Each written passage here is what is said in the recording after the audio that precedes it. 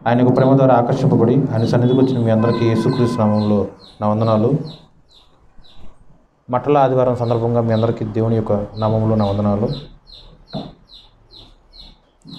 లూకాసు సువార్త 19:34.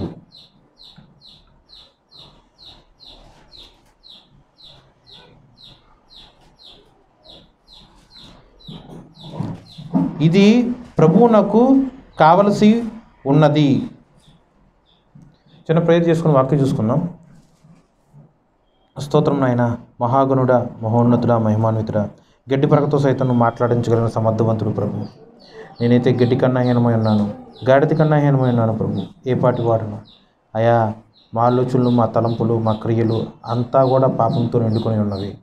కేవలం నీ రక్తముతో మమ్మల్ని క్షమించి పరిశుద్ధపరిచి నీ సన్నిధిలో నిలవబెట్టి ఉన్నావు ప్రభువా. నీ యొక్క వాక్యం మేమందరము ధ్యానము చేయుచుండగా కూడి ఉన్న ప్రతి ఒక్క బిడ్డను నువ్వు దర్శించు ప్రభువా. నువ్వే దర్శించు ప్రభువా. నీ ధర్మశాస్త్రమునందు వాక్యములు, నిగూఢమైన రహస్యములు తెలుసుకున్నట్టుకు పాపాత్ముడైన మనిషి ఏ పాటివాడు ప్రభు. నువ్వు దర్శించి వినగలిగిన చెవులు, గ్రహించే ఆత్మ నువ్వే ప్రతి ఒక్కరికి అనుగ్రహించు. నీ కృపలో ప్రతి ఒక్కరిని నువ్వే దర్శించు ప్రభువా. యేసుక్రీస్తు నామమున ప్రార్థన చేయుచున్నాను తండ్రి, ఆమెన్. లూకాసు సువార్త 19వ అధ్యాయము 34వ వచనము అలాగే 31వ వచనం రెండిట్లో కూడా ఒక లైన్ కామన్గా ఉంటుంది చూడండి. ఎవరైనాను మీరెందుకు దీనిని విప్పుచున్నారని మిమ్మల్ని అడిగిన ఎడల ఇది ప్రభువునకు కావలసి ఉన్నదని అతనితో చెప్పుడి అని చెప్పి వారిని పంపెను. అలాగే 34వ వచనంలో కూడా అందుకు వారు ఇది ప్రభువునకు కావలసి ఉన్నదనిది. ఈరోజు మట్టల ఆదివారం సందర్భంగా మరొక్క మారు దేవుడి యొక్క కృపలో ఈ యొక్క మట్టల ఆదివారం యొక్క విశిష్టత కానీ, దేవుడు ఆ యొక్క ఆదివారం రోజు, మట్టల ఆదివారం రోజు దేని నిమిత్తము ఈ యొక్క గాడిదైనా మట్టలైనా సరే ఎందుకు అలా యూనిక్గా దేవుడు సెలెక్ట్ చేసుకొని, సృష్టి యావత్తులో ఎన్నో జంతువులు ఉన్నాయి. మనిషి ప్రయాణం చేయడానికి వీలుగా చాలా జంతువులు ఉంటాయి. ఉదాహరణకి గుర్రం ద్వారా కూడా ప్రయాణం చేయొచ్చు. కానీ దేవుడు ఎందుకు గాడిదను మాత్రమే ఎంచుకొని ఆ గాడిద మీద ఆసీనుడిగా ఉండి ఒక ప్రయాణం చేసి ఉన్నారు. అందులోనూ జాగ్రత్తగా ఆలోచన చేయండి. యేసుక్రీస్తు ప్రభువారు 30వ సంవత్సరము బాప్తిజం తీసుకున్న తర్వాత నుంచి ఆయన యొక్క ఆయుష్ 33.5 సంవత్సరములు ఎండే ఆ యొక్క 3.5 సంవత్సరంలో యెరూషలేమునకు ఆయన సుమారు ఎన్నిసార్లు వచ్చి ఉంటాడు? మట్టల ఆదివారం సందర్భంగా యెరూషలేమునకు వచ్చారు అని చెప్పి ఈ యొక్క లూకాసు సువార్త, అలాగే యోహాను, మార్కు, మత్తయ్య 4 సువార్తలో ఉంది కదా. 4 సువార్తలో ఉంటాయి కదా. 4 సువార్తలో ఉంటాయి. నా ప్రశ్న ఏంటంటే, దేవుడు అంటే యేసుక్రీస్తు ప్రభువారు యెరూషలేమునకు కేవలం ఆ ఒక్క రోజు మాత్రమే వచ్చాడా? ఆయన యొక్క ఆయుష్లో ఎప్పుడూ కూడా 33.5 సంవత్సరాల వ్యవధిలో ఆయన ఎన్నిసార్లు యెరూషలేమునకు ప్రయాణమే వెళ్ళారు? యెరూషలేమునకు ఎన్నిసార్లు ప్రయాణం వెళ్ళారు తెలుసా? పోనీ కనీసం డౌట్ వచ్చిందా?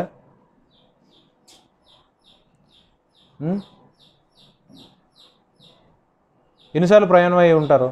సరే, ఎన్నిసార్లు వెళ్ళారో మీకు డౌట్ రాకపోయి ఉండొచ్చేమో, కానీ అన్నిసార్లు ప్రయాణంలో ఏ ఒక్క ప్రయాణానికి లేని విశిష్టత కేవలము మట్టల ఆదివారం రోజు మాత్రం ఆ యొక్క ప్రయాణంలో ఉన్న విశిష్టత ఏంటి?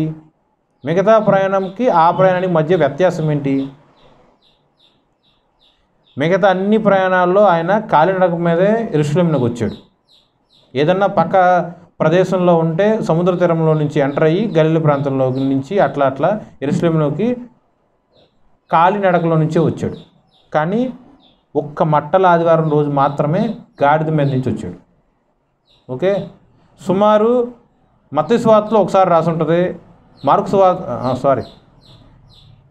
మత్తయి సువార్తలో ఒకసారి రాసి ఉంటుంది, మార్కు సువార్తలో ఒకసారి రాసి ఉంటుంది. కానీ యోహాను సువార్తలో అయినా సరే, లూకాసు సువార్తలో అయినా సరే యేసుక్రీస్తు ప్రభువారు సుమారు 4 సార్లు లేదా 4 సార్లు అన్నట్టు రాసి ఉంటుంది.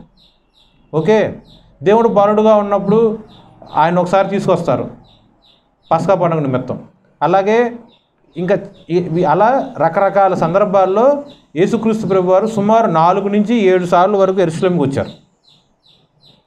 ఉదాహరణకి 7 సార్లు అనుకుందాం. 7 సార్లు ప్రయాణంలో 6 సార్లు ప్రయాణానికి విశిష్టత లేని దానిలాగా 7వది మాత్రం ఇంతకంత గొప్పగా మనం మాట్లాడుకోవాల్సి వస్తుంది ప్రతిసారి. మీరు ఆన్సర్ అది నాకు చెప్పకపోయినా పర్లేదు, కానీ నా ప్రశ్న మీకు అర్థమైతే చాలు. ఓకే, దేవుడిచ్చే సమాధానం ఏంటంటే ప్రతి ప్రయాణం ఆయన కాలినడకలోనే వచ్చాడు, కానీ ఆ యొక్క మట్టల ఆదివారం రోజు మాత్రము గాడిద మీద ప్రయాణమే వెళ్ళారు. అంటే ఒక వాహనం తీసుకొని వెళ్తేనే ఆ వాహనం గురించి ఇది ఒక విశిష్టత అని మీకు ఏమైనా డౌట్ రావచ్చేమో. ఎక్కిన వాహనం బట్టి విశిష్టత కాదు. సుమారు 400 సంవత్సరముల కిందట లేకపోతే 700 సంవత్సరముల కిందటే యేసుక్రీస్తు ప్రభువారు ఇలా మృతి పొందే ఆ యొక్క ముందు వారంలో వచ్చే ఆఖరి ఆదివారం రోజు గాడిద పిల్ల మీద ఊరేగింపుగా యెరూషలేమునకు చేర్చబడతారని చెప్పి యెషయా ప్రవక్త ప్రవచిస్తాడు. అలాగే జకర్యా ప్రవర్తిస్తాడు. ఓకే, ప్రవచిస్తాడు. ఈ 2 ప్రవచనాలు కార్యరూపం జాల్చింది 7వ ప్రయాణంగా ఉన్న ఈ యొక్క మట్టల ఆదివారం రోజున మాత్రమే.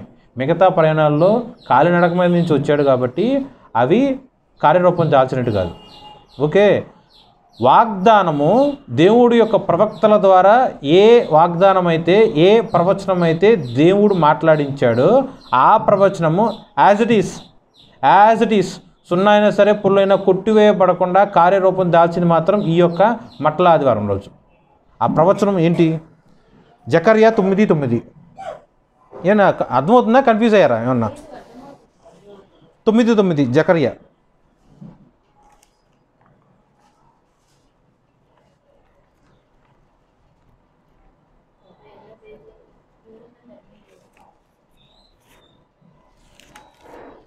జకర్యా 9:9. సియోను నివాసులారా బహుగా సంతోషించుడి, యెరూషలేము నివాసులారా ఉల్లాసముగా ఉండుడి. నీ రాజు నీతిపరుడును రక్షణ గలవాడును దీనుడనై గాడిదను గాడిద పిల్లను ఎక్కి నీ యొద్దకు వచ్చుచున్నాడు. చూడండి, యేసుక్రీస్తు ప్రభు యొక్క ఆయుష్కాలంలో ఎన్నోసార్లు ఆయన సియోనులో సందర్శించాడు, సియోనులో విజిట్ చేశారు. కానీ ఏనాడు కూడా గాడిద పిల్లకి ప్రయాణం చేయలే. యేసుక్రీస్తు ప్రభు వారు ఎన్నోసార్లు యెరూషలేములో ప్రయాణం చేశారు, కానీ ఏనాడు కూడా గాడిద మీద ప్రయాణం చేయలే. కేవలము మట్టల ఆదివారం రోజున మాత్రమే. ఈ ప్రవచనము సుమారు యేసుక్రీస్తు ప్రభు యొక్క జననం కన్నా ముందు వందల సంవత్సరాల క్రిందట యెహోవా అగు దేవుడి యొక్క కృపలో పరిశుద్ధాత్మతో 2 ప్రవక్తలు అనగా జకర్యా ప్లస్ యెషయా గారు వారి కాల పరిమితి ప్రకారము ప్రవచించారు. ఆ ప్రవచనం ఇదే 9:9 జకర్యా. సియోను నివాసులారా బహుగా సంతోషించుడి, యెరూషలేము నివాసులారా ఉల్లాసముగా ఉండుడి. నీ రాజు నీతిపరుడును రక్షణ గలవాడును దీనుడనై గాడిదను గాడిద పిల్లను ఎక్కి నీ యొద్దకు వచ్చుచున్నాడు. చూడండి, యెరూషలేములో ఒక్కడే ఉంటాడా? యెరూషలేములో ఒక్కడే ఉంటారా? సియోను అనే ఒక ఊరిలో కేవలం ఒకరు మాత్రమే ఉంటారా? ఒక ఊరు అనగానే ఎంతమంది ఉంటారు? 100లో ఉండొచ్చు, 1000లో ఉండొచ్చు, ఊరి యొక్క విస్తరణ ప్రకారం 1,00,000లో కూడా ఉండొచ్చు. కానీ ఈ వాక్యం మీరు జాగ్రత్తగా చివరిలో చూడండి, నీ యొద్దకు వచ్చుచున్నాడు.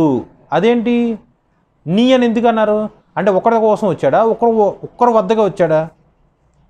నీ అని ఎందుకు అన్నారు? ఆలోచన చేయండి. మీ ఊరు వచ్చా అంటారు, అవునా కదా? ఏ ఊరు వెళ్ళామంటే పలానా ఊరు. ఎందుకు వెళ్ళామంటే పలానా పని మీద వెళ్ళాం. ఏదన్నా సరే ప్లూరల్గా మాట్లాడతారు. కానీ ఇక్కడ పలానా ఊరు వచ్చారు, సో ఆ ఊరు ప్రజలారా మీరు సంతోషించండి. అంటే సియోను ప్రజలారా మీరు ఆలకించండి, సంతోషించండి, యెరూషలేము ప్రజలారా మీరు ఉల్లసించండి అని ఒక ప్రవక్త ప్రవచిస్తున్నారు. అట్లాగే దాని కింద ఒక మాట రాశారు, నీ యొద్దకు వచ్చారని. నీ ఏంటి? ఊరిలో ఒకడే ఉంటాడా? అంటే సియోన్లో ఒకడే ఉంటాడా? యెరూషలేములో ఒకడే ఉంటారా? మరి ఏంటండి నీ ఏంటి?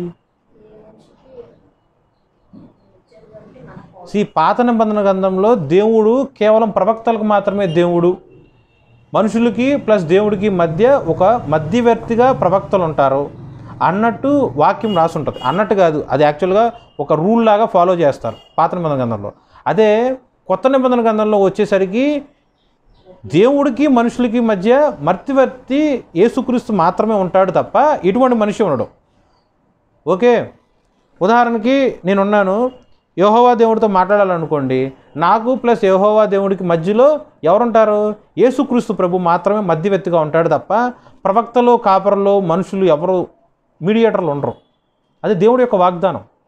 అలాంటి వాగ్దానమే ఇక్కడ ఎన్నో వందల సంవత్సరాల కిందటే దేవుడు చెప్పేశాడు. నీ యొద్దకు వచ్చాడు. ఎలా వచ్చాడు నీ దగ్గరికి? దీనుడుగా వచ్చాడు. ఎలా వచ్చాడు నీ దగ్గరికి? నీ రక్షణ కోసం నీ దగ్గరికి వచ్చాడు. ఎలా వచ్చాడు? ఆయన నీతిపరుడు. ఆ నీతితో నిన్ను నీతిలోనికి నడిపించడానికి నీ దగ్గరికి వచ్చాడు.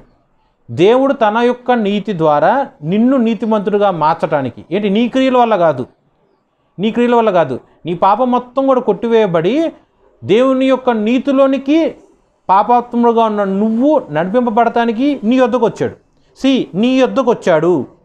నీ యొద్దకు వచ్చాడు. చాలా మంచి పదం అది. నీ యొద్దకు వచ్చాడు. యేసుక్రీస్తు ప్రభు నీ యొద్దకు వచ్చాడు. దీనుడుగా నీ దగ్గరికి వచ్చాడు. నీతిపరుడుగా నీ దగ్గరికి వచ్చాడు. రక్షణ ఇవ్వడానికి నీ దగ్గరికి వచ్చాడు. మరి నువ్వు స్వీకరిస్తున్నావా? మూలవాక్యం ఏంటి? ఇది ప్రభువునకు కావలసి ఉన్నది. మూలవాక్యం ఏంటి? ఇది ప్రభువునకు కావలసి ఉన్నది. ఆ యొక్క కంటెక్స్ట్లో మనం అంటే ఆ సంఘటన ప్రకారం, ఆ సందర్భం ప్రకారం ఇది ప్రభువునకు కావలసి ఉన్నది అని ఆ యొక్క సందర్భం ప్రకారం మనం ఆలోచన చేసినా, చదువుకున్న లోకాసు వార్త ఆ యొక్క 19వ అధ్యాయంలో 28 నుంచి 44 ప్రకారం చూసుకున్న గాడిద పిల్ల ప్రభువునకు కావలసి ఉన్నది అనేది అర్థం. ఓకే, కంటికి కనిపించినట్టు. కానీ దేవుడు ఏం మాట్లాడుతున్నాడంటే జకర్యా 9:9 వాడుకొని యేసుక్రీస్తు ప్రభు నీ దగ్గరికి వచ్చాడు. నువ్వు ప్రభువునకు కావలసి ఉన్నదానివి. నువ్వు ప్రభువునకు కావలసి ఉన్నవాడివి. నీ దగ్గరకు వచ్చాడు. దీనుడిగా నీ దగ్గరికి వచ్చాడు. మరి నువ్వు స్వీకరించవా? రక్షణ ఇవ్వడానికి నీ దగ్గరికి వచ్చాడు. నువ్వు ఆ రక్షణ తీసుకోవా? ఆయన నీతి నీ మీద కప్పడానికి వచ్చాడు. ఆ నీతిని నువ్వు స్వీకరించవా? ప్రేమతో నీ దగ్గరికి వచ్చాడు. మరి దేవుడు అంతలోపువే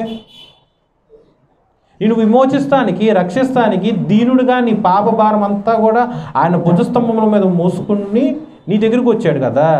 అంత లోకుగా చూస్తారు దేవుణ్ణి? ప్రేమ లోకువ, అది కూడా బైబిల్లోనే ఉంటుంది. ఆయన నీ భారం అంతా కూడా ఆయన భారముగా ఆయన మీద మోసుకున్నాడు కదా. మనం ఎందుకు అంత లోకుగా ఉంటావు దేవుడు పట్ల? క్రమం ఉండదా? క్రమశిక్షణ ఉండదు. దేవుడు స్పష్టంగా చెప్తున్నాడు, ఇది ప్రభువునకు కావలసి ఉన్నది.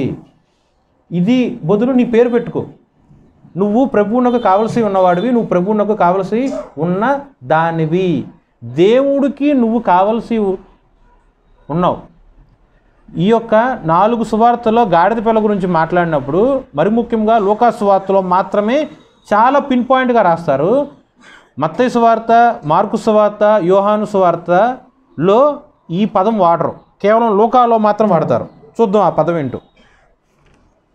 లూకా 19:28 వచనంలో నుంచి మనం చూసినట్లయితే 30వ వచనం లాస్ట్లో గాడిద మీద ఏ మనుషుడును ఎన్నడూ కూర్చుండలేదు, దాన్ని విప్పి తోలుకొని రండి.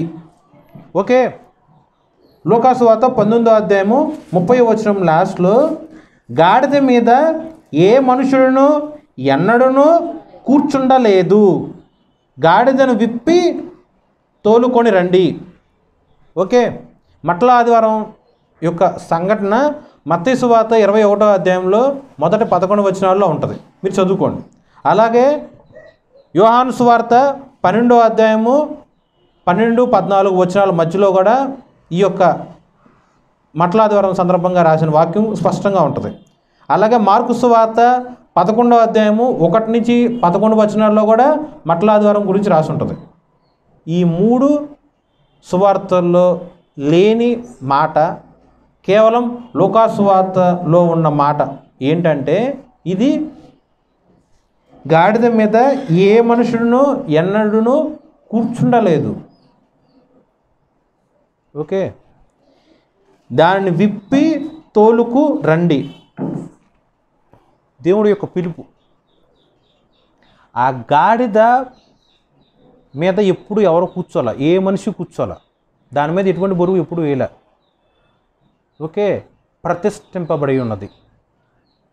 దేవుడి కోసం దేవుడే ఆ గాడిద పిల్లను ప్రతిష్ఠించి ఆ సమయం వచ్చే వరకు కూడా ఎన్నడూ ఎప్పుడు ఎవరో కూడా దాని మీద ఆసీనుడుగా ఉండకుండా ఉండటానికి దేవుడే కాపలా రక్షణ కవచం గాడిద మీద వేశారు. ఓకే, ఎక్కడ పారిపోకుండా వెళ్ళిపోకుండా గాడిదలు అలా వెళ్ళిపోతాయి కాబట్టి తిరిగి వెళ్ళిపోకుండా ఉండటానికి దానికి కట్టు వేయబడి ఉంటుంది. ఏ మనిషి ఎప్పుడు కూర్చోాలా. సో అలాంటి గాడిదను దేవుడు ఏర్పాటు చేసుకున్నాడు. ఇది మన కంటికి కనిపించినట్టు ఉన్న ఈ యొక్క వాక్యానుసారంగా మాట్లాడుకున్నాం. స్పిరిచువల్ అర్థం ఏంటంటే, ఆ గాడిద బదులు నిన్ను పెట్టుకో. నువ్వు ప్రతిష్ఠింపబడి ఉన్నావు దేవుడి కోసం. నీ హృదయము దేవుడి కోసం ప్రతిష్ఠింపబడి ఉన్నది. నీ దేహము దేవుని కోసం ప్రతిష్ఠింపబడి ఉన్నది. నీ మీద కూడా మరి ఎవరో పెత్తను చలాయించకూడదుగా. నీ మీద కూడా ఏ మనుషుడు కూర్చుని ఉండకూడదుగా. నువ్వు కూడా దేనికి కూడా కట్టు అంటే బందీ, చెరసాల, కట్లు అంటే దేనికన్నా వేసి కట్టేటట్టు. అంటే ఒకరి కింద ఇండిపెండెన్స్ లేకుండా దాసులుగా ఉంటాం. కట్టడం అంటే ఉండదుగా. మరి ప్రతిష్ఠింపబడ్డ నువ్వు ఎలాంటి సిచ్యువేషన్లో ఉన్నావు? పాపం నీ మీద కూర్చుండి, పాపము ఒక జీతం మరణముగా అవన్నీ కూడా నీ మీద ఉండి మోయే సఖ్యం కానీ భరించలేనివంత పాప భారమును మోస్తూ ఉన్నావా? వ్యాకులత, చింత, వేదన, కన్నీరు, దుఃఖం ఇవన్నీ నీ మీద వేసుకొని మోయలేనంత సిచ్యువేషన్లో నువ్వు బతుకుతున్నావా? నువ్వు ప్రతిష్ఠింపబడి ఉన్నదానివి. దేవుడు ఆ బరువుని, ఆ భారాన్ని మొత్తం తొలగించేయమంటున్నాడు. ఎలా తొలగిమంటున్నాడు? అవన్నీ ఆయన మీద ఏమన్నాడు. నిన్ను మోయమని ఆయన ఏం చెప్పట్లా. నీకైతే ఉన్నాయి. ఓకే, ప్రతి ఒక్కరికి ఉన్నాయి. నీ మీద ఉన్న ప్రతి ఒక్క భారము, ప్రతి ఒక్క బరువు దేవుడి మీద వెయ్యి. దేవుడు చెప్తున్నారు ఆయన మీదే వేయమని. ఉందా లేదా? ప్రయాసపడి భారం మోయించిన సమస్త జనులారా నా ఎద్దుకు రండి, నేను మీ భారం తీసేస్తా, మీ ప్రయాస తీసేస్తా, నీకు నెమ్మదిస్తా. వాక్యం ఉందా లేదా? మరి నువ్వు ఎవరు కోసం నువ్వు ప్రతిష్ఠింపబడి ఉన్నావు? నువ్వు ప్రతిష్ఠింపబడ్డ ఆ యొక్క పిలుపునకు లోబడి దేవుడి కోసం నువ్వు బ్రతుకుతున్నావా? నీ యొక్క పాపం అనే భారం నీ మీద వేసుకొని నువ్వు మోస్తూ బతుకుతున్నావా? ఆలోచన చేసుకో. దేవుడు ఆ యొక్క గాడిద పిల్ల యొక్క కట్లు విడిపించు అని ఆయన శిష్యులకు చెప్పారు.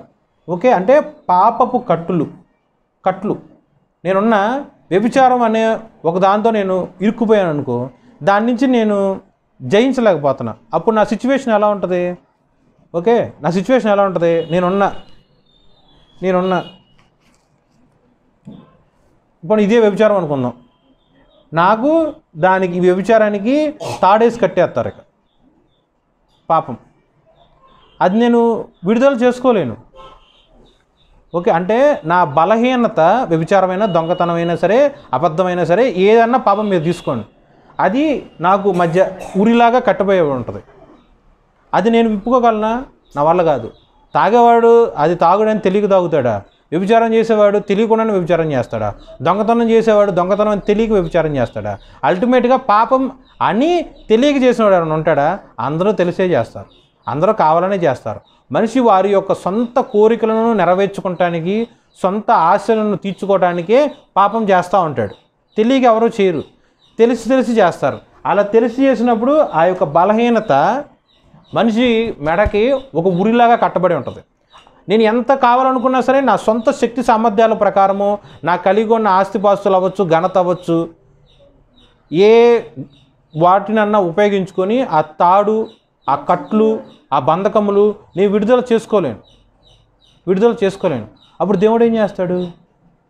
దేవుడు నీ యొద్దకు వచ్చాను అని వాక్యం చెప్పినట్టు నా దగ్గరికి వచ్చిన పరిశుద్ధాత్మ దేవుడు పరిశుద్ధాత్మ యొక్క శక్తిలో బాప్తీసం రూపేణ నాలోకి వచ్చి నా మెడకి కట్టుకున్న ఆ యొక్క పాపాన్ని ఆయనే ముళ్ళుగా ఇప్పదీసి దాని నుంచి నన్ను వేరు చేస్తాడు. నాకు దేవుడు ఫ్రీడమ్, ఇండిపెండెన్సీ ఇచ్చాడు, పాపం నుంచి స్వతంత్రత ఇచ్చాడు. సో అది ఎలా విర్రవిగిపోయినా సరే నాకేం భయం ఉండదు. ఎందుకు? దేవుడు చేత నేను విడుదల పొందుకొని ఉన్నా కాబట్టి, నేను దేవుడికి కావలసిన మనిషిని కాబట్టి, దేవుడు నా యొద్దకు వచ్చి ఉన్నాడు కాబట్టి నాకు ఇంకే భయం ఏంటి, భారం ఏంటి? మనమే సిచ్యువేషన్లో ఉన్నాం. దేవుడు ఎంత తేడతెల్లగా చెప్తున్నారు. నీ బలహీనతలకి నువ్వు దాసోహంగా ఉండి విడుదల లేనట్లు నిరుత్సాహంతో ఉంటున్నావా? దేవుడు నీ దగ్గరికి వచ్చాడు. నువ్వు ప్రతిష్ఠింపబడి ఉన్న దానివి. దేవుడి యొక్క పిలుపుకు నువ్వు లోబడినట్లయితే పరిశుద్ధాత్మ యొక్క శక్తి నీ కట్లు మొత్తం విడుదల చేస్తుంది. బానిస బ్రతుకు మొత్తం దేవుడు విడుదల చేస్తాడు. దేవుడి యొక్క కుమారుడిగా, దేవుడి యొక్క కుమార్తెగా దేవుడు నిన్ను మరుస్తాడు. ఇది ఈ యొక్క వాక్యంలో ఉన్న అర్థం. అర్థమైందా? Any doubts, confusions? లూకాసు వార్త 19వ అధ్యాయము 28వ వచనంలో నుంచి చదువుతున్నా చూడండి. యేసు ఈ మాటలు చెప్పి యెరూషలేమునకు వెళ్ళవలనని ముందు సాగిపోయెను. ఆయన ఒలీవల కొండ దగ్గర ఉన్న బెత్సగే బెతేనియా అను గ్రామముల సమీపమునకు వచ్చినప్పుడు తన శిష్యులనిద్దరిని పిలిచి, మీరు ఎదుటనున్న గ్రామమునకు వెళ్ళుడి. అందులో మీరు ప్రవేశింపగానే కట్టబడి ఉన్న ఒక గాడిద పిల్ల మీకు కనబడును. దాని మీద ఏ మనుషుడును ఎన్నడను కూర్చుండి ఉండలేదు. దానిని విప్పి తోలుకొని రండి. ఎవరైనాను మీరెందుకు దీన్ని విప్పుచున్నారని మిమ్మల్ని అడిగిన ఎడలా ఇది ప్రభువునకు కావలసి ఉన్నదని అతనితో చెప్పుడని చెప్పి వారిని పంపెను. పంపబడిన వారు వెళ్ళి ఆయన తనతో చెప్పినట్టు కనుగొని ఆ గాడిద పిల్లను విప్పుచుండగా దాని యజమానులు, మీరు గాడిద పిల్లను ఎందుకు విప్పుచున్నారని వారు అడిగిరి. అందుకు వారు, ఇది ప్రభువునకు కావలసి ఉన్నదనిరి. తరువాత వారు యేసునొద్దకు దాన్ని తోలుకొని వచ్చి ఆ గాడిద పిల్ల మీద తమ బట్టలు వేసి యేసును దాని మీద ఎక్కించి ఆయన వెళ్ళుచుండగా తమ బట్టలు దారి పొడుగునా పరిచిరి. ఒలీవల కొండ నుండి దిగుచోటికి ఆయన సమీపించినప్పుడు శిష్యుల సమూహమంతయు సంతోషించుచు, ప్రభువు పేరట వచ్చు రాజు స్తుతింపబడును గాక, పరలోకమందు సమాధానమును సర్వోన్నతమైన స్థలములో మహిమయు ఉండును గాక అని తాము చూచిన అద్భుతములన్నిటిని గూర్చి మహాశబ్దముతో దేవుని స్తోత్రము చేయసాగిరి. ఆ సమూహములో ఉన్న కొందరు పరిసయ్యులు, బోధకుడా, నీ శిష్యులను గద్దింపుమని ఆయనతో చెప్పగా ఆయన వారిని చూచి, వీరు ఊరకుండిన ఎడల ఈ రాళ్ళు కేకలు వేయనని మీతో చెప్పుచున్నాను. ఈ రిఫరెన్స్ అంటే మట్ల ఆదివారం సందర్భంగా గాడిదని దేవుడు ఎలా పిలిచాడు, ఎలా ఏర్పాటు చేసుకున్నాడు, ఇవన్నీ తెలియడానికి రిఫరెన్స్ మొత్తం చదివాం కదా. దీంట్లో 2 సంఘటనల గురించి మాట్లాడుకున్నాం. ఒకటి, యేసుక్రీస్తు ప్రభు వారు ఆయన యొక్క ఆయుష్ భూమి మీద ఉన్నంత వరకు ఎన్నోసార్లు యెరూషలేమునకు వచ్చినా కూడా కేవలం మట్ల ఆదివారంలో ఆ యొక్క ప్రయాణం మాత్రమే స్పెసిఫిక్గా హైలైటెడ్గా రాశారు. దానికి కారణం ఏంటంటే పాత నిబంధన గ్రంథంలో ఉన్న ప్రవక్తల యొక్క ప్రవచనము నెరవేర్పు జరిగినట్లు ఉన్న సందర్భం ఇదొక్క ప్రయాణం మాత్రమే. అంతకుముందున్న ప్రయాణంలో ఆయన కాలినడకలో వచ్చాడు. ఈ యొక్క ప్రయాణంలో గాడిద మీద ఊరేగింపుగా వచ్చారు. అదొకటి. ఇంకోటి ఏంటంటే ఇది ప్రభువునకు కావలసి ఉన్నది. ఇంకోటి ఏంటంటే మూడో వాక్యం ఏంటంటే ఏ మనుషుడును గాడిద మీద ఎప్పుడూ కూర్చుండలేదు. అది మూడోది. ఇప్పుడు నాలుగోది ఏంటంటే 40వ వచనం, వీరు ఊరకుండని ఎడల ఈ రాళ్ళు కేకలు వేయనని మీతో చెప్పుచున్నాను. ఇదేంటి? శిష్యులు ప్లస్ అక్కడ యెరూషలేములో ఉన్న ప్రజలందరూ కూడా దేవుడి యొక్క రాకను చూసి, గాడిద మీద ఊరేగింపుగా వచ్చుచున్న యేసుక్రీస్తు ప్రభు వారిని చూసి సంతోషించుచున్నారా? అంత మాత్రమే కాదు, ఆయన చేసిన అద్భుతములన్నిటి గురించి మాట్లాడుకుంటూ, జ్ఞాపకం చేసుకుంటూ, దేవుడి గురించి సంతోష గానముతో కేకలు వేస్తున్నారు. ఓకే, యేసుక్రీస్తు ప్రభు వారు చేసిన అద్భుతముల గురించి కేకలు వేస్తున్నారు. ఏంటి అద్భుతములు? లోకాసు వార్తలో కేవలం అద్భుతములనే రాశారు. కానీ యోహాను సువార్తలో రాస్తారు. ఆ అద్భుతం ఏంటంటే చనిపోయిన లాజరును సైతము మరణం నుంచి విడుదల కలుగజేసి తిరిగి సజీవుడుగా, చనిపోయి ఎన్నో రోజులు అయినాయి అయ్యా, ఆ యొక్క శరీరం కుళ్ళిపోయి వాసన వస్తుంది, ఆ యొక్క సమాధిలో నుంచి చచ్చిపోయినటువంటి శవం తీయటం కూడా మనకి ఇబ్బందికరంగా ఉంటుంది అని పక్కనున్న ఆయన యొక్క సహోదరులు మాట్లాడినా కూడా దేవుడు స్పష్టంగా చెప్తాడు, నువ్వు తీ. అవునా కదా? మరణము పొందిన ఒక మనుషుణ్ణి తిరిగి సజీవుడిగా చేయగలిగిన సమర్థవంతుడు కేవలం యేసుక్రీస్తు ప్రభువారు మాత్రమే. అట్టి మహాద్భుతమైన కార్యము చేసిన యేసుక్రీస్తు ప్రభువారు రాజుగా, రారాజుగా, యూదులకు రాజుగా, రాజులకు రాజు, ప్రభువుల ప్రభు అయిన యేసుక్రీస్తు ప్రభువారు ఒక గాడిద మీద ప్రయాణమై యెరూషలేమునకు వచ్చుచున్నప్పుడు చుట్టూ ఉన్న ప్రజలందరూ కూడా స్తోత్రములతో స్తుతులతో కేకలు వేయుచున్నారు. దేవుణ్ణి గణపరచటం గిట్టని నచ్చని పరిసరీలు మాట్లాడుతున్నారు. మీ శిష్యుల్ని కంట్రోల్ చేసుకో, వారి చేత ఎందుకు ఇలా కేకలు పెట్టేస్తున్నావు, అరిపిస్తున్నావు, వారిని మౌనంగా ఉండమను, లేకపోతే ఆ శబ్దం సౌండ్ తగ్గించి మాట్లాడు అన్నట్టు దేవుడికి కంప్లైంట్ చేస్తే దేవుడేం మాట్లాడతాడు? ఒకవేళ నా శిష్యులు, ఒకవేళ నా ప్రజలు, ఒకవేళ నా పిలుపునకు లోబడి నా పని చేస్తున్న నా పిల్లలు ఒకవేళ మౌనంగా ఉంటే రాళ్ళు సైతము నా నామ మహిమార్థమై నన్ను స్తుతిస్తాయి అని దేవుడు మాట్లాడుతున్నాడు. దీంట్లో మీకేమర్థమైంది? దేవుడు నిన్ను ఏర్పాటు చేసుకున్నాడు. మనం మాట్లాడుకున్న వాక్యం ఏంటి? నువ్వు ప్రభువునకు కావలసిన దానివి, నువ్వు ప్రభువునకు కావలసి ఉన్నవాడివి. ఓకే, ఇంకోటి ఏం మాట్లాడుకున్నాం? ఏ మనుషులను ఎప్పుడూ కూడా గాడిద మీద కూర్చుండడం లేదు, అంటే ప్రతిష్ఠింపబడే ఒక గాడిద. అలాగే నువ్వు కూడా పరిశుద్ధాత్మ వలన ప్రతిష్ఠింపబడిన వాడవు, ప్రతిష్ఠింపబడిన దానివి. కాబట్టి నీ మీద పాపం ఎప్పుడు కూర్చోలేదు, పాపం అనే భారం నీ మీద ఎప్పుడు మోయబడి ఉండలేదు. దేవుడు అవన్నీ తీసేశాడు. దేవుడు అలాంటి పాపపు కట్లు మొత్తం విడుదల కలుగు చేశాడు. అలాంటి నువ్వు దేవుడు గురించి నీ యొక్క మాట, నీ యొక్క స్వరము, నీ యొక్క క్రియలు వాడకుండా మౌనంగా నువ్వు ఉన్నావు అనుకో, చేతులు ముడుచుకొని కూర్చున్నావు అనుకో, దేవుడి యొక్క పని నిమిత్తము నడవకుండా ఎక్కడ వేసిన గొంగలు అక్కడే ఉన్నట్టు కూర్చున్నావు అనుకో, దేవుడు ఏం చేస్తాడు? నువ్వు కూర్చున్నావు కదా అని చెప్పి దేవుడు ఒక పని ఆపాడు. నువ్వు కూర్చున్నావు అని శరీరం ఇచ్చిన నువ్వు మౌనంగా ఉన్నా, పని చేయకపోయినా, నోరు ఇచ్చిన నువ్వు నోరు తెరవకుండా ఉన్నా, చేతులు ఇచ్చిన నువ్వు కార్యం చేయకుండా మౌనంగా ఉన్నా సరే, ప్రాణము లేని, మాటలు లేని, నడవలేని, చేయజాలని ప్రాణి కూడా లేని, అంటే ప్రాణం కూడా లేని నిర్జీవమైన రాళ్ళు సైతము దేవుడి యొక్క పని చేస్తుంది. ఓకేనా? దీంట్లో నువ్వు ఏ స్థితిలో ఉంటున్నావు? దేవునికి ప్రాణం ఇచ్చాడు. ఇచ్చిన ప్రాణం బట్టి నువ్వు దేవుణ్ణి ఎన్నిసార్లు స్తుతిస్తున్నావు? దేవుడు నీకు రక్షణ ఇచ్చాడు.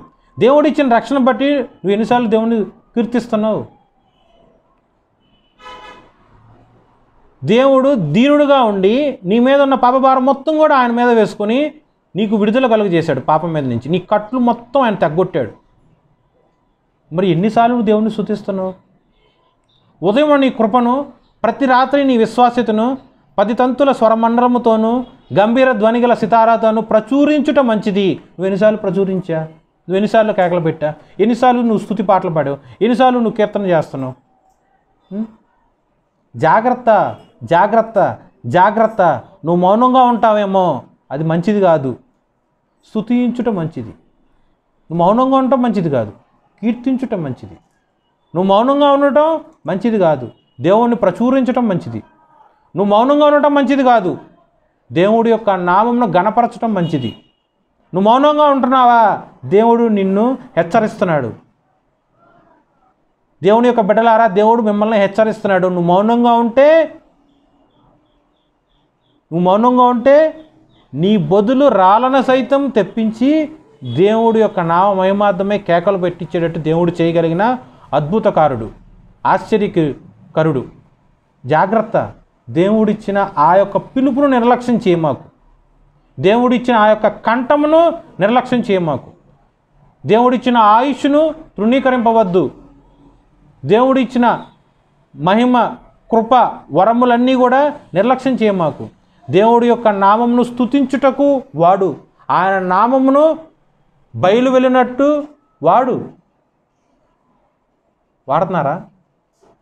వాడట్లేదు. కాబట్టి వాడని ప్రజలైన మీ అందరికీ దేవుడు హెచ్చరిస్తున్నాడు. నువ్వు మౌనంగా ఉంటే, నువ్వు ఊరకనే కూర్చున్నట్లయితే కనుక, దేవుడి యొక్క పని ఏదీ చేయకుండా నువ్వు ఊరకనే ఉన్నట్లయితే కనుక, రాళ్ళు నీ బదులు ఉదాహరణ నేనున్నానండి, దేవుడు నాకు ఆయుష్ ఇచ్చాడు అంటే యాక్సిడెంట్ అయి చచ్చిపోవాల్సిన నన్ను దేవుడు నాకు ఆయుష్ని ఇచ్చాడు. ఓకే, అప్పుడు నేనేం చేయాలి? ఇరిగిన చెయ్యి స్వస్థపరిచిన వాడు దేవుడే, విరిగిన కాలు స్వస్థపరిచిన వాడు దేవుడే. ఇవన్నీ కాకుండా, ఈ రెండు మాత్రమే కాకుండా ప్రాణం సైతం పోయేది, ఆ ప్రాణాన్ని రక్షించి నా చేతిలో పెట్టింది దేవుడే. అప్పుడు నేనేం చేయాలి? నా ఒంటి మీద ఉన్న గాయాలు వ్యక్తపరిచి సజీవుడిగా దేవుడు నా పట్ల చేసిన ఈ యొక్క సాక్ష్యాన్ని నా యొక్క కంఠము ద్వారా, క్రియల ద్వారా దేవుణ్ణి ప్రచురించాలి. అలా ప్రచురించకుండా నేను మౌనంగా ఉన్నాను అనుకో, అప్పుడు అలా ప్రచురించకుండా, సాక్ష్యం చెప్పకుండా నేను ఊరకనే ఉన్నాను అనుకో, నేను రాయితో సమానమే. ఇంత చేసిన నువ్వు మౌనంగా ఉంటే, ఏమీ చెయ్యని, అసలు ప్రాణం సైతం లేని రాళ్ళను సైతం తీసుకొచ్చి దేవుడి యొక్క నామ మహిమాత్మే కార్యములు చేయగలిగిన సమర్థవంతుడు. మరి దేవుడు నీకు ఎంత ఆధిక్యత ఇచ్చాడు? దేవుడు మరి నీకు అంత ఆధిక్యత ఇస్తే నువ్వు ఎంతవరకు దేవుడి పట్ల నిర్లక్ష్య స్వభావం కలిగి ఉంటావు? పిలుపునకు లోపడవు, వినయం ఉండదు, విధేయత ఉండదు. ఆయన నీ దగ్గరికి దీనుడుగా వచ్చిన ప్రతిసారి నువ్వు గర్విష్ఠులుగా ఎగిరిపడుతున్నావు. నీ పాపం ఆయన తీసుకొని ఆయన మీద వేసుకొని, నీ భారం ఆయన మీద వేసుకొని, నీ కష్టం, నువ్వు పొందిన ప్రతి ఒక్క ఇరుకు ఇబ్బంది ప్రతిదీ నీ మీద వేసుకొని ఆయన నీకు విడుదల కలుగజేస్తున్నాడుగా. నువ్వేం చేస్తున్నావు? ఆయన నీకు రక్షణ కలుగు చేశాడు పాపం నుండి, మరి నువ్వేం చేస్తున్నావు? సో ఇప్పటి వరకు మీరు నిర్లక్ష్యంగా ఉన్నారేమో, జాగ్రత్త. నిర్లక్ష్య స్వభావం వదిలేయండి. మీరు ప్రభువునకు కావలసి ఉన్నవాళ్ళు. మీ మీద ఎటువంటి పాపభారం లేదు. బికాస్ దేవుడు ఆ పాపాన్ని మొత్తం తీసివేసి మీకు విడుదల కలుగు చేశాడు. జాగ్రత్త. మీరు మౌనంగా ఉంటే దేవుడు హెచ్చరిస్తున్నాడు. మీ యొక్క మౌనము, మీ యొక్క చేతగానితనం, మీరు ఊరకనే ఉంటే కనుక నీ బదులు రాళ్లను సైతం దేవుడు వాడుకొని ఆయన నామ మహిమార్థమై ఈ యొక్క లోకంలో ఆయన నిమిత్తం స్తుతులు, కీర్తనలు పాడేట్టు దేవుడు చేయగలిగిన సమర్థవంతుడు. ఓకే, ఇప్పటివరకు చెప్పిన అని అర్థమైందా? ఇప్పుడు 4వ అంశంగా మనం మాట్లాడుకుంది పిలుపు. ఆ పిలుపునకు లోబడి మనం బ్రతకాలి, దేవుణ్ణి ప్రచురించాలి. ఈ పిలుపు గురించి చూద్దాం. 1 పేతురు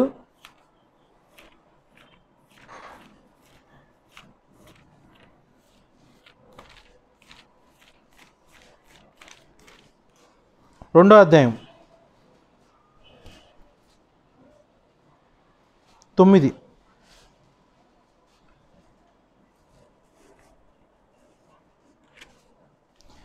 పేతురు గారు రాసిన మొదటి పత్రిక 2వ అధ్యాయము 9వ వచనం. అయితే మీరు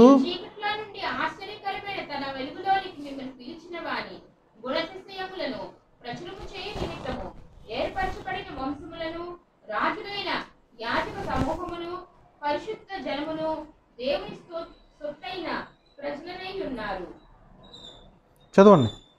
ఒకప్పుడు ప్రజగా ఉండక ఇప్పుడు దేవుని ప్రజలైతిరి.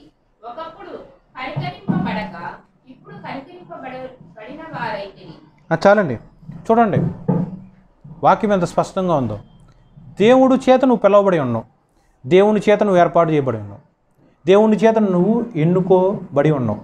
ఆ యొక్క ఎన్నిక ఎంత గొప్పది, ఆ యొక్క పిలుపు ఎంత గొప్పది, ఆ దేవుడి యొక్క ఏర్పాటు ఎంత గొప్పదో చూడండి. పేతురు గారు రాసిన మొదటి పత్రిక 2వ అధ్యాయం 9వ వచనం. మీరు చీకటిలో నుండి ఆశ్చర్యకరమైన తన వెలుగులోనికి మిమ్మల్ని పిలిచిన వాని గుణాతిశయములను ప్రచురము చేయు నిమిత్తము. పాపం అనే చీకట్లో ఉన్న నువ్వు నిత్యుడిగా ఉన్నా, పరిశుద్ధుడిగా ఉన్నా, ఒకే ఒక దేవుడుగా ఉన్న, నిజమైన వెలుగుగా ఉన్న, పాపము తెలియని, చీకటి ఎరుగని, పరిశుద్ధుడుగా ఉన్న వెలుగు అగు యేసుక్రీస్తు ప్రభువారు నీకు రక్షణ కలుగజేశారు. ఆ దేవుడిచ్చిన రక్షణను బట్టి, దేవుడు నీ పట్ల చూపించిన ఆయన యొక్క కృపను బట్టి, దేవుడు నీ పట్ల చూపించిన ఆయన యొక్క గుణాతిశయములను బట్టి ప్రచురము చేయు నిమిత్తము, నువ్వు ప్రచురం చేస్తున్నావా? ప్రచురము చేయు నిమిత్తము ఏర్పరచబడిన వంశమును, రాజులైన యాజక సమూహమును, పరిశుద్ధ జనమును, దేవుని సొత్తైన ప్రజలనై ఉన్నారు. ఒకప్పుడు ప్రజగా ఉండగా ఇప్పుడు దేవుని ప్రజలైతిరి. ఒకప్పుడు కనికరింపబడక ఇప్పుడు కనికరింపబడిన వారైతిరి. చూడండి, ఈ వాక్యం జాగ్రత్తగా పరిశీలనగా చూసుకోండి. ఒకప్పుడు ప్రజలు లాగా నువ్వు ఉండాలా? కాదు. ఒకప్పుడైతే నువ్వు దేవుని ప్రజలుగా ఉండలేదు. ఎందుకంటే నువ్వు ఒకప్పుడు చీకట్లో ఉన్నావు, ఒకప్పుడు నువ్వు పాపంలో ఉన్నావు, ఒకప్పుడు పాపం నీ మీద ఏలుబడి చేస్తుంది. కానీ ఇప్పుడైతే దేవుడి యొక్క ఆశ్చర్యకరమైన వెలుగు నీ మీద కుమ్మరింపబడి ఉన్నది కాబట్టి నువ్వు దేవుడి యొక్క సొత్తుగా, దేవుని యొక్క ప్రజలుగా దేవుడు నిన్ను మార్చి ఉన్నాడు.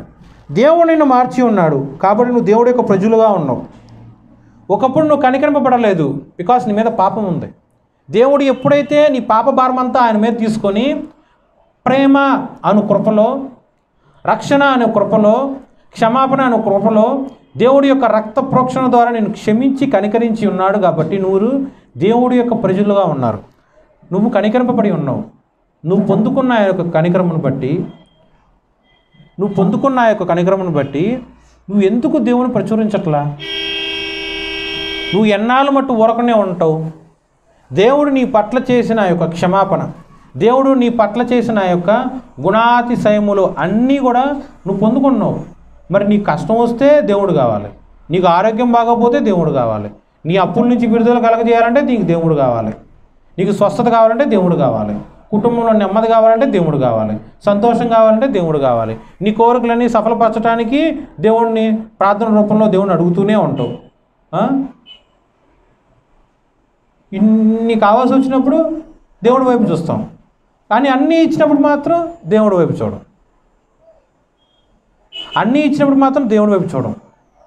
దేవుడు యొక్క ఆశ్చర్యకరమైన వెలుగు నీ మీద ప్రకాశింపజేసి ఉన్నప్పుడు నువ్వు ఎందుకు నిర్లక్ష్యముగా ఉండి ఆయన యొక్క వాక్యాన్ని ప్రచురము చేయకుండా, ఆయన యొక్క గుణాతిశయమును ప్రచురము చేయకుండా నువ్వెందుకు ఊరకనే ఉంటున్నావు? దేవుడు అడుగుతున్నాడు, ఎందుకు ఊరకనే ఉంటావు? ఇంత మాత్రమే కాదు, ఒకప్పుడైతే నువ్వు అన్యుడిగా, పాపాత్మురాలుగా ఉన్నావు. కానీ ఏ క్షణానైతే దేవుడి యొక్క వెలుగు నీ మీద ప్రకాశింపజేసి ఉన్నారో అప్పుడు దేవుడు నిన్ను ఎలాంటి జనాంగంలోకి మార్చాడో చూడండి. ఎంత చక్కగా దేవుడు మనకి ఆధిక్యత ఇచ్చాడంటే, ఏర్పరచబడ్డ వంశములోనికి దేవుడు మనల్ని చేర్చి ఉన్నాడు.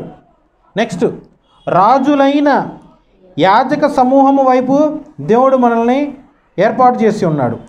పరిశుద్ధ జనంగా దేవుడు మనం ఎన్నుకొని ఉన్నాడు. దేవుని సొత్తు, దేవుని యొక్క సొంత ప్రజలుగా దేవుడు మనల్ని ఏర్పాటు చేస్తున్నాడు. 4 రకాల ఆధిక్యత దేవుడు మనకిచ్చాడు. ఒకప్పుడైతే నువ్వు ఎవరివో, ఒకప్పుడైతే నువ్వు పాపంలో ఉన్నావు, ఒకప్పుడైతే సాతాను యొక్క బంధకంలో చిక్కుకొని ఉన్నావు, సాతాను యొక్క కట్టడంలో నువ్వు బందీగా ఉన్నావు, చెరసాల పాలుగా ఉన్నావు సాతాను ద్వారా. కానీ దేవుడు నీ దగ్గరికి దినుడుగా వచ్చాడు. దేవుడు నీ యొక్క రక్షణ నిమిత్తమే నీ దగ్గరికి వచ్చాడు. దేవుడు ఆయన యొక్క ప్రేమను వ్యక్తపరచడానికి ఆయన నీ పాపభారం అంతా ఆయన మీద వేసుకొని నీకు విడుదల కలుగజేశాడు. పరిశుద్ధాత్మని అను ఒక వరముతో దేవుడు నిన్ను ఆయనలోనికి తీసుకున్నాడు. ఆయనలోనికి తీసుకోవటం మాత్రమే కాకుండా ఈ యొక్క లోక ప్రజలుగా ఉన్న నిన్ను దేవుడు ఆయన యొక్క సొంత ప్రజలుగా దేవుడు మార్చాడు. మరి ముఖ్యంగా ఏర్పరచబడ్డ వంశమును, రాజులైన యాజక సమూహమును, పరిశుద్ధ జనమును, దేవుని సొత్తైన ప్రజలుగా నువ్వు ఉన్నావు. నీ కులం, నీ యొక్క మతం, నీ యొక్క జాతి, నీ భాష, నీ యొక్క వంశం, నీ యొక్క పుట్టు పూర్వత్వాలు మొత్తం ఇచ్చే ఆధిక్యత గొప్పదా? ఈ యొక్క వాక్యానుసారం బట్టి రాజులైన యాజక సమూహంలో దేవుడిని ఏర్పాటు చేశాడు, అది గొప్పదా? దేవుడి యొక్క సొత్తుగా నిన్ను మార్చాడు, అది గొప్పదా? ఏది గొప్పదండి? ఏది గొప్పది? మీకు అర్థం కాలేదా? గొప్ప అధికారులు ఉంటారు, ప్రైమ్ మినిస్టరు, ప్రెసిడెంట్, వాళ్ళ యొక్క పిల్లలు ఉంటారు. వాళ్ళ పిల్లలు వాళ్ళకు కలిగిన ఆ యొక్క పొజిషన్, రాజకీయ లేకపోతే ఆర్థికపరమైన ఘనత, ఆధిక్యతను బట్టి అది గొప్పదా? లేక దేవుడిచ్చే రాజులైన యాజక సమూహంలో దేవుడిని ఏర్పాటు చేశాడు, అది గొప్పదా? దేవుడు ఏర్పాటు చేసిన వంశంలో నిన్ను ఉంచాడు, అది గొప్పదా? అంటే అబ్రహాం వంశంలోకి నిన్ను ఉంచాడు, అది గొప్పదా? పరిశుద్ధ జనముగా దేవుడు నిన్ను మార్చాడు, అది గొప్పదా? చూడండి, ఎంత అధికారం ఉన్నా, ఎంత ధనమున్నా, ఇటువంటి ఆధిక్యత ఈ యొక్క లోకంలో ఎవరు ఎలా ఉన్నా సరే, ఎవరు కూడా ఏ ఒక్క మనిషిని పరిశుద్ధపరచలేడు.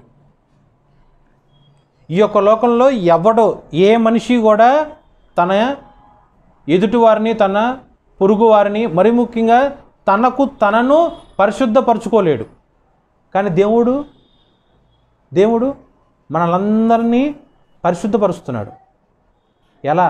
చీకట్టగా ఉన్న నా బ్రతుకు మీద ఆశ్చర్యకరమైన దేవుడి యొక్క వెలుగు ప్రకాశింపజేసి, రాజులైన యాజక సమూహము దేవుని యొక్క వంశంలోనికి, ఏర్పాటు చేయబడ్డ ఆయన వంశంలోనికి నన్ను మార్చుకొని, నా యొక్క చీకటి కట్లను, పాపపు బంధకాలను అన్నింటి నుంచి దేవుడు నాకు విడుదల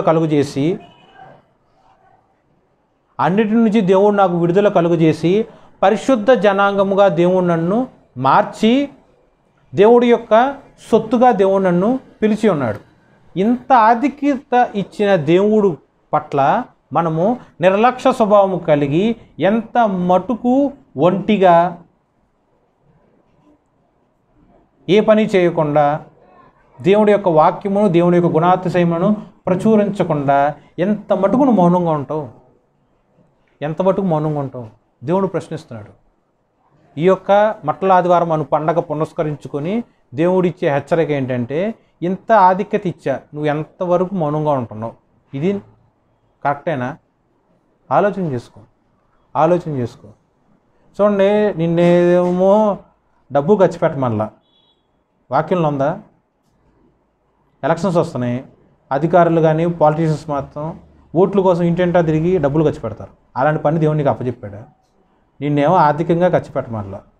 పోనీ తెగ కష్టపడిపో, నీ కండలను పిండి చేసి మరీ నా పని చేయి అని వాక్యం చెప్పాడా? లేదు. నీ దగ్గర ఉన్న మొత్తం అమ్మేసి ఇచ్చేసి అని చెప్పాడా? దేవుడు గ్రంథంలో కొంతమంది ప్రజలకు అలా చెప్పారు. ఎందుకంటే వాళ్ళందరూ దోచుకున్నారు కాబట్టి నీ ఆస్తి అమ్మి బెదలకు ఇవ్వు అంటాడు. ఓకే, కానీ ఈ యొక్క వాక్యంలో నీ ఆస్తి ఇమ్మని అనలా, డబ్బులు మొత్తం ఖర్చు పెట్టమని అనలా. నీ యొక్క శక్తి సామర్థ్యాలు, నీకు ఒక కండ అంటే నీ యొక్క బలము మొత్తం కూడా వెచ్చించమని చెప్పట్లా. చాలా సింపుల్ థింగ్ అడిగాడు. ఏమడిగాడు? నోరు తెరిచి ప్రచురించని అడిగాడు. దీంట్లో నీకు పెట్టే కష్టమేంది? నువ్వు అనుభవించే కష్టమేంది?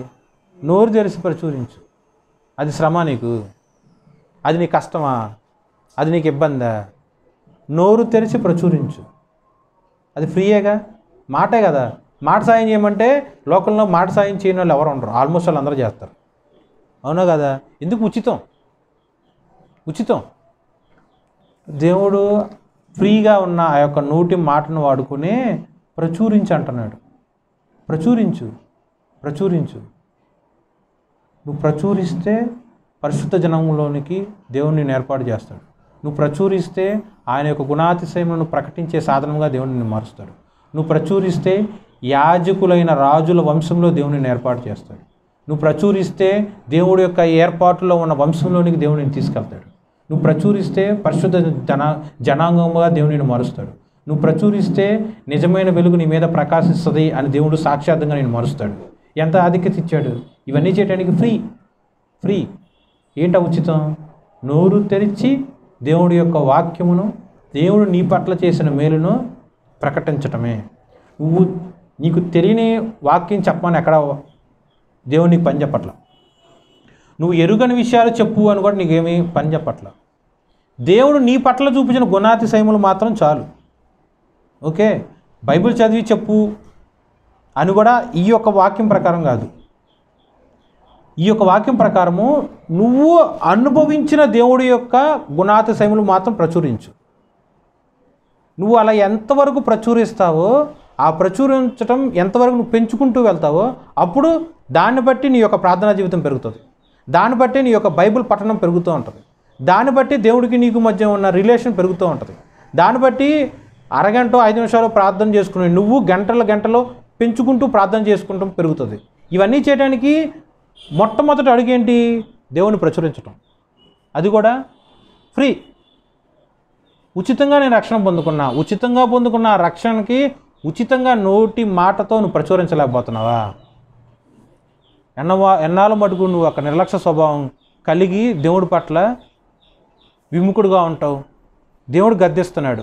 నువ్వు గనక విముడుగా ఉంటే జాగ్రత్త, నిన్ను తీసేసి ప్రాణం లేని జీవులను సైతం తీసుకొచ్చి నేను నిలబెట్టి నా యొక్క సాక్షార్థమే కార్యం చేయగలను. ఉదాహరణకి రాళ్ళు. ఇంకో ఉదాహరణ ఏంటి? గాడిద. గాడిదకి మానస్వరం సృష్టి యావత్తులో ఎక్కడా జరగల, ఒకే ఒకసారి జరిగింది. ఆ ముందు ఎప్పుడు జరగల, ఆ తర్వాత ఎప్పుడు జరగల. మీకు ఎప్పుడైనా తెలుసా? ఏ ఒక్క మతంలో అయినా సరే, ఏ ఒక్క గ్రంథంలో అయినా సరే మాట లేని ఏ జంతువుకి మాటలు లేవు కదా. మరి జంతువులు మాట్లాడటం అసాధ్యం. అలాంటిది దేవుడు ఎలా సుసాధ్యం చేశాడు? బికాస్ అద్భుతములు చేయగలిగిన సమర్థవంతుడు ఆయన ఒక్కడే. ఆయన దేవుడు. జంతువులు సృష్టించింది ఆయనే. జంతువులకు ప్రాణం పోసింది ఆయనే. మాట కలుగు చేసింది ఆయనే. సమస్తము ఆయన చేతుల్లో ఉంది. కాబట్టి నువ్వు మాట్లాడు అని ఆజ్ఞాపింపగానే మాట రాని, మాట్లాడటం చేత కానీ ఒక మూగ జీవి నోరు తెరిచి దేవుడి యొక్క వాక్యం మాట్లాడింది. గాడిదని చూసినప్పుడల్లా మనం బుద్ధి తెచ్చుకోవాలి. గాడిద చూసినప్పుడల్లా మనం బుద్ధి తెచ్చుకోవాలి. నోరు లేకుండానే అది దేవుడి యొక్క సాక్షాత్తంగా ఉందే. నోరుండి దేవుడు ఉచితంగా ఇచ్చిన రక్షణ నిమిత్తం కూడా నేను మాట్లాడలేకపోతున్నాను అన్న సిగ్గు మనకు కలగాలి. సో గాడిద చూసినప్పుడు నీకేం రావాలండి? ఏం రావాలి? గాడిద దేవుడు యొక్క వాక్కును ప్రచురం చేసింది. ఓకే. మూగది, మాటలు రాని, మాట్లాడలేని ప్రాణం కలిగిన జంతువు అయిన గాడిద దేవుడి యొక్క వాక్యం ప్రచురించింది. అన్నీ సవ్యంగా ఉన్న నేను దేవుడి యొక్క గుణాతిశయములను బట్టి అన్నీ స్వతంత్రించుకున్నా. నేను మాత్రం మౌనంగా ఉంటున్నా. సిగ్గు. నీ గనక సిగ్గుంటే దేవుడు నీ పట్ల చూపించిన గుణాతిశయములన్నిటిని బట్టి ప్రచురించు. నా భాష మీకు ఏమన్నా ఇబ్బందికరంగా ఉన్నా సరే పర్లేదు, తిట్టుకున్నా పర్లేదు, కానీ వాక్యం స్పష్టంగా చెప్తుంది, ప్రచురించు, ప్రచురించు, ప్రచురించు. ఏదో గ్రంథం చేత పట్టుకొని ప్రచురించడం కాదు. Simple thing. దేవుడు నీ జీవితంలో చేసిన మేలును ప్రచురించు. దేవుడు నీకు ఇచ్చిన ఉచితమైన రక్షణను ప్రచురించు. గ్రంథంలోని నిగూఢమైన రహస్యములు ప్రచురించు కాదు. అది కాదు నీ పని.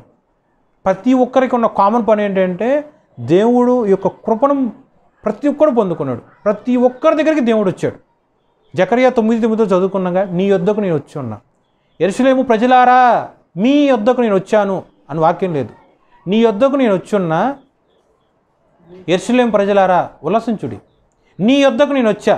సియోను ప్రజలారా దేవుడి గురించి కీర్తించుడి. అలాగే దేవుడు నీతో స్పష్టంగా మాట్లాడుతున్నాడు. నీ దగ్గరకు వచ్చాడు కాబట్టి నువ్వు దేవుని ప్రచురించు, దేవుని ప్రచురించు, దేవుని ప్రచురించు. అన్ని వేళలా దేవుని ప్రచురించు. ఉదయంలో నీ కృపను, ప్రతి రాత్రి దేవుడి యొక్క విశ్వాస్యతను ప్రచురించు. శక్తి కొలత ప్రచురించు. 10 తంతుల స్వరమండలంతో ప్రచురించు. దేవుని ప్రచురించు, దేవుని ప్రచురించు. కీర్తనలు 96.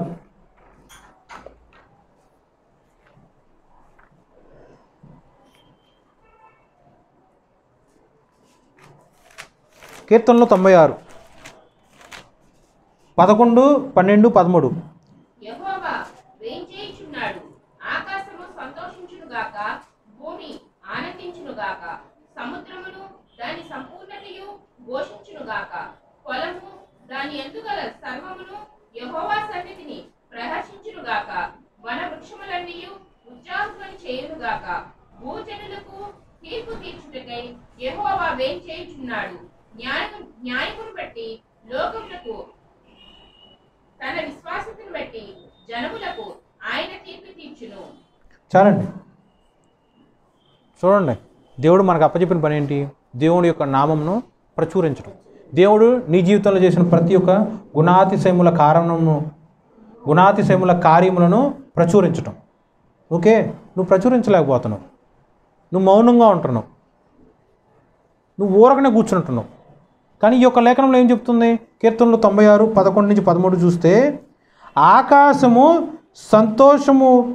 సంతోషించునుగాక, మరి నువ్వు, భూమి ఆనందించునుగాక, మరి నువ్వు, సముద్రమును దాని సంపూర్ణతయు ఘోషించునుగాక, మరి నువ్వు, పొలమును దాని యందు గల సర్వమును యెహోవా సన్నిధిని ప్రహర్షించునుగాక, మరి నువ్వు, వన వృక్షములన్నీ ఉత్సాహ ధ్వని చేయునుగాక. ఇవన్నీ ఎందుకు చేస్తున్నాయి? కారణం ఏంటంటే యెహోవా వేంచేయుచున్నాడు.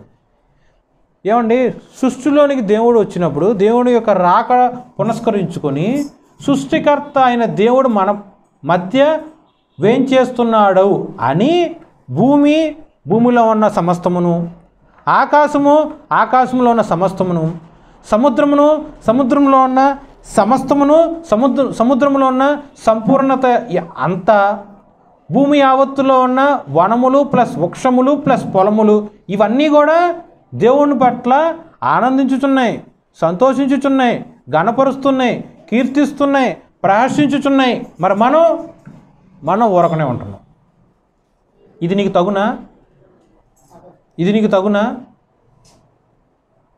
తగునా? దేవుడు సృష్టి నిమిత్తం ప్రాణం పెట్టాడా? ఇది నీకు తగునా? దేవుడు సృష్టి నిమిత్తం తన ప్రాణాన్ని మొత్తం వెల్లగా ఇచ్చిపెట్టాడా? నీకు తగునా? అవన్నీ కూడా దేవుడు యొక్క చేతి పనుల కాదుగా. నువ్వు దేవుడి యొక్క చేతి పనిగా ఉండి దేవుడు నీ పట్ల ఎంతో ప్రేమగా నిన్ను ఏర్పాటు చేసుకొని తన అరచేతులను చెక్కుకొని నీ యొక్క ఆయుష్ మొత్తం నేను అబ్జర్వ్ చేస్తూ చూస్తూ కనికరమును, దయ, వాత్సల్యం నీ మీద చూపిస్తూ గుణాతిశయమును నీ మీద వ్యక్తపరుస్తూ నిన్ను ఎంతగా అల్లారుముద్దుగా చూసుకుంటున్న దేవుడి పట్ల నువ్వు ప్రశంసించట్లా, కీర్తించట్లా, స్తుతించట్లా, కొనియాడట్లా, గణపరచట్లా, ఏం చేయకుండా మౌనంగా ఊరకనే ఉంటున్నావు. సిగ్గుపడాల్సిన సందర్భం. ఇందు నిమిత్తమై ఇప్పటి నుంచైనా సరే ప్రతి విషయంలో దేవుడు నీ పట్ల చేసిన ప్రతి ఒక్క మేలు విషయమై, ప్రతి ఒక్క గుణాతిశయమును బట్టి, దేవుడు ఇచ్చిన రక్షణను బట్టి, దేవుడు నీ పట్ల ఉన్న దీనత్వంతో కలిగిన మనసును బట్టి, ఉచితంగా ఇచ్చిన రక్షణను బట్టి నువ్వు అన్ని వేళలా, అన్ని సందర్భాల్లో అందరి మధ్య ఏ కులము, ఏ జాతి, ఏ మతం, ఏ భేదం అంటూ తాత్పర్యం లేకుండా ప్రతి ఒక్క మనిషి మధ్య దేవుణ్ణి ప్రచురించు. బాహాటముగా దేవుని ప్రచురించు. కేకలతో దేవుని ప్రచురించు. శక్తి కొలది దేవుని ప్రచురించు. దేవుడు చేసిన అన్ని మేలులను బట్టి సంతోషంతో ప్రహర్షిస్తూ ప్రకటించు, ప్రచురించు. చిన్న వాక్యం దేవుడు దీవించునుగాక. ఆమేన్.